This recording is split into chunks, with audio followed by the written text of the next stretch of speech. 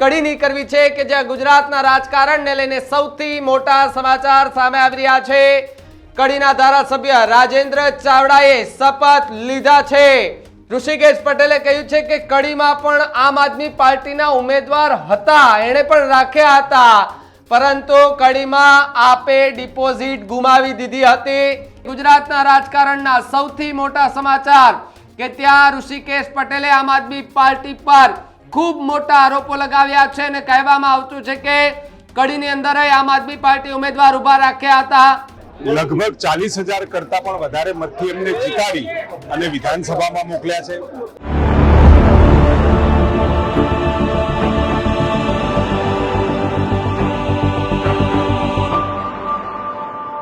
नमस्कार, आप જોઈ રહ્યા છો ન્યૂઝ રૂમ અને આપની સાથે હું છું ભાવેક। ગુજરાતના રાજકારણને લઈને સૌથી મોટા સમાચાર સામે આવી રહ્યા છે કે જ્યાં કડીના ઉમેદવાર અને વિસાવદરના જે ઉમેદવાર જે જીતેલા ઉમેદવાર છે તે બંને ઉમેદવારોએ આજે શપથ લઈ લીધા છે।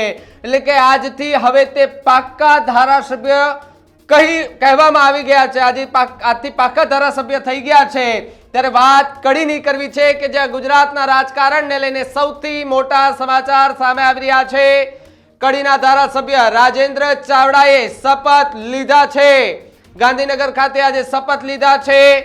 કડીના ધારાસભ્ય એ વિધાનસભાના અધ્યક્ષ શંકર ચૌધરીએ શપથ લેવડાવ્યા છે, કારણ કે ગઈકાલે જ આમંત્રણ અપાયું છે અને શપથ બાદ ભારતીય જનતા પાર્ટીના નેતા ઋષિકેશ પટેલનું સૌથી મોટું નિવેદન સામે આવ્યું છે।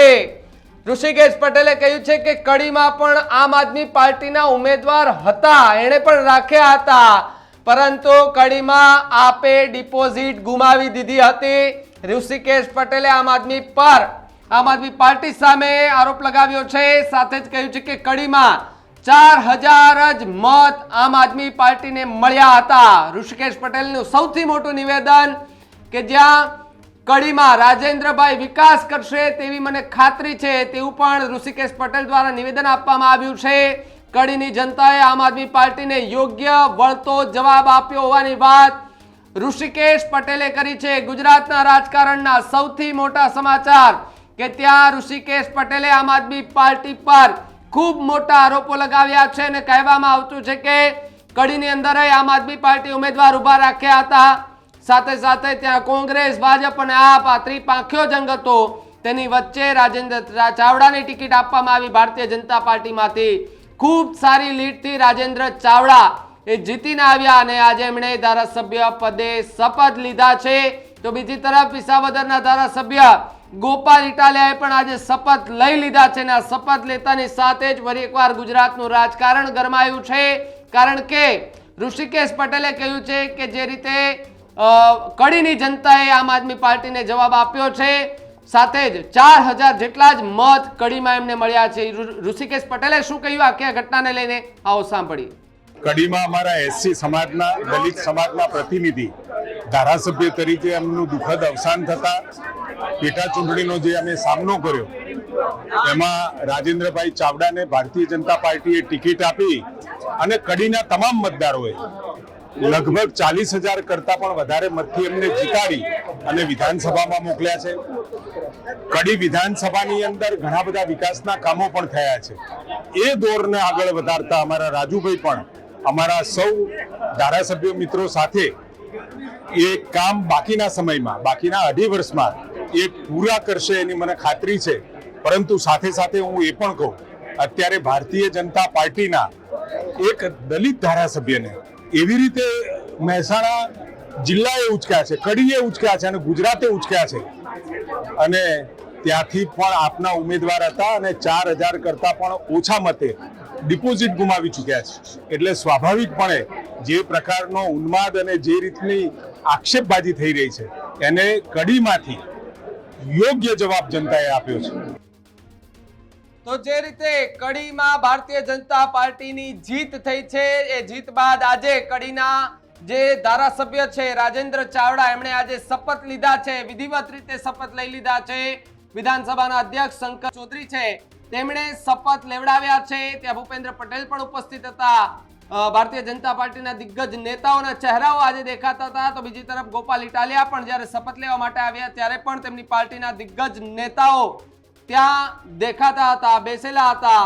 ત્યારબાદ બંને જે નવા ધારાસભ્યો છે એ બંનેનું સન્માન કરવામાં આવ્યું.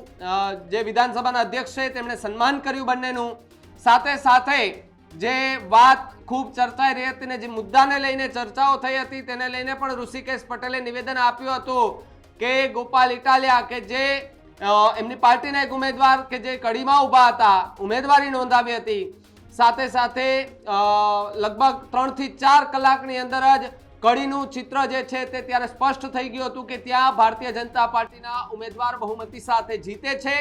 અને જ્યારે તમામે તમામ ઈવીએમ ખુલ્યા અને જે પરિણામો આવ્યા એમાં એ જ રીતે પરિણામ કે જ્યાં કડીમાં ભારતીય જનતા પાર્ટીના રાજેન્દ્ર ચાવડા એ ખૂબ સારી અને મોટી લીડથી ત્યાં એમની જીત થઈ હતી. આમ આદમી પાર્ટીના ઉમેદવાર અને કોંગ્રેસના ઉમેદવારની હાર થઈ હતી. તો બીજી તરફ વિસાવદરમાં ભાજપ કોંગ્રેસનો આ પાતળી પાંખ્યો જંગ હતો કે ત્યાં ગોપાલ ઇટાલિયા હતા કે તેમની ત્યાં જીત થઈ હતી, ત્યાં ભાજપ અને કોંગ્રેસ આ બંનેની હાર થઈ હતી. ગોપાલ ઇટાલિયાને પણ સારી એવી વિસાવદરમાં લીડ મળી હતી. આ બંને ઘટનાને લઈને ઋષિકેશ પટેલે જે નિવેદન આપ્યું અને ખાસ કરીને કડીમાં આમ આદમી પાર્ટીની જે હાર થઈ છે અને જે આરોપ પ્રત્યે આરોપ એ લગાવતી હતી આમ આદમી પાર્ટીના નેતાઓ જે કડીને લઈને આમાં આરોપ પ્રત્યે આરોપ લગાવતા હતા તેમને લઈને ઋષિકેશ પટેલે હવે તમામ લોકોને વળતો જવાબ આપી દીધો છે. ઋષિકેશ પટેલની વાત સાથે કેટલા સહમત છો કમેન્ટ બોક્સમાં ખાસ લખજો. જોતા રહેજો ન્યૂઝ રૂમ. નમસ્કાર.